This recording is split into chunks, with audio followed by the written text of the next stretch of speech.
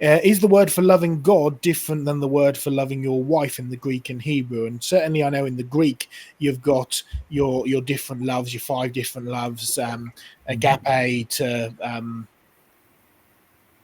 I forget Eros, Leo. Eros and all the others. So Yeah, just yeah, maybe, yeah. I mean, Phileo, there's a benefit to looking in. There's obviously a Ross. huge benefit to looking into the Greek and Hebrew in understanding some of this stuff in the context of it. But and any comments in just how deep you go in studying some of these differences?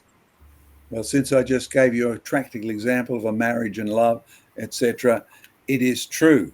In the New Testament, we are told to love God with all our heart and all our soul and all our might. And the word, particularly for the male to love his wife, is agape, the same as it is for God's love to us. And the classic definition of agape or agape, depending on what Greek school or Aussie school you went to, is to love without reservation, but it's a love that can't be repaid. It's a love you can't buy. It's a love that's freely given, and it's a love without end. Now, that's the choice a man makes towards Jesus or towards his wife.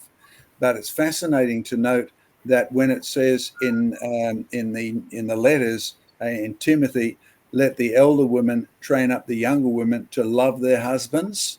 The word for love there is phileo, right? As in the love of a friend or a servant. And it's really important that you understand this difference, that the woman is, first of all, to give love to her husband as her head, right? And above his head is the headship of Jesus Christ.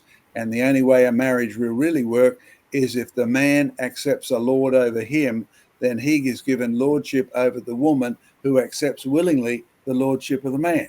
And it works really well. My lovely wife's a brilliant example of that.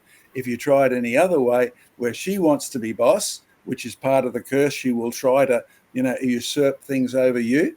But in reality, when you look, God is Lord over the man is Lord over the woman, the husband and wife are Lord over the children are Lord over the dog, and there's a descending order of hierarchy, and the Greek does help in that.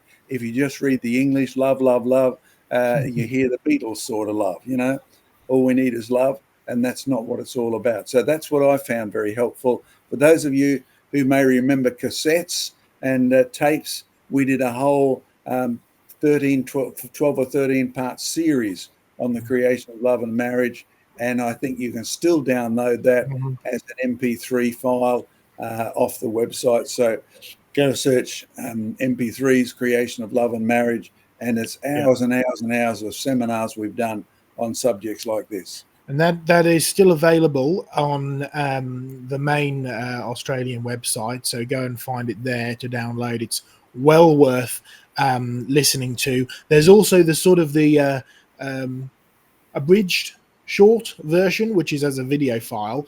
But something that I discussed with John years back, and I would still love to do. Bear in mind, this was pre-COVID, so I haven't seen John in person since before COVID, and since COVID I've also got married, and so one of the things that I've discussed with John and would love to do at some point is basically film a Bible study between John and I.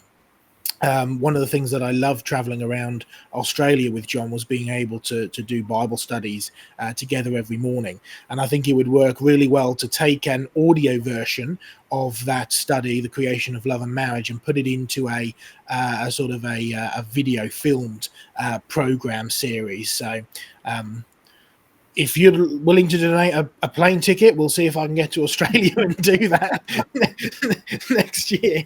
But that'd be great. But yes, Creation of Love and Marriage, well worth listening to, very valuable, available to download online, or you can watch the program that's available from all of our web shops, or to stream as well on our new streaming site as well.